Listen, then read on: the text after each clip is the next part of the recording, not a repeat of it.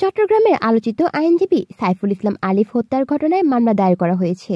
এ মামলায় ৩১ জনকে নামীয় আসামি করা হয়েছে। অজ্ঞাত আসামি করা হয়েছে ১০-১৫ জনকে।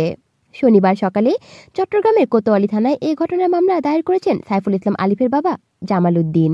এছাড়া আদালতে আইনজীবী ও পুলিশের উপর হামলা ও ভাঙচুরের ঘটনায় নিহত আলিফের ভাই খানে আলম আরেকটি মামলা করেছেন। ১১৬ জনের বিরুদ্ধে মামলাটি করা হয়। অজ্ঞাত আসামি করা হয়েছে ৪০০ থেকে ৫০০ জনকে। এর আগে সংঘর্ষের ঘটনায় পুলিশের পক্ষ থেকে ৩টি মামলা করা হয়েছিল। চট্টগ্রাম মহানগরে পুলিশের অতিরিক্ত উপকমিশনার কাজী মোহাম্মদ তারেক আজিজ খুনের মামলা দায়ের বিষয়টি নিশ্চিত করেছেন।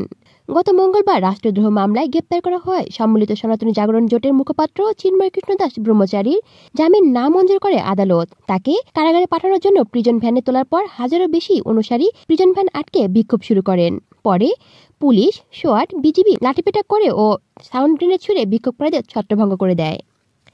এ সময় আইনজীবীদের গাড়ি ভাঙচুর, ইট পাটকেল নিক্ষেপের প্রতিবাদে মিছিল বের করেন আর আইনজীবীরা। তখন চিন্ময় অনুসারীদের সঙ্গে তাদের ধাওয়া পাল্টা দেওয়া হয়। সে সময় মিছিলের শেষে ফেরার পথে হোঁচট খেয়ে পড়ে যায় সাইফুল। সেই সময় তাকে কুপিয়ে হত্যা করে চিন্ময় অনুসারীরা। পুলিশ ইকদার, বাংলা নিউজ নেটওয়ার্ক।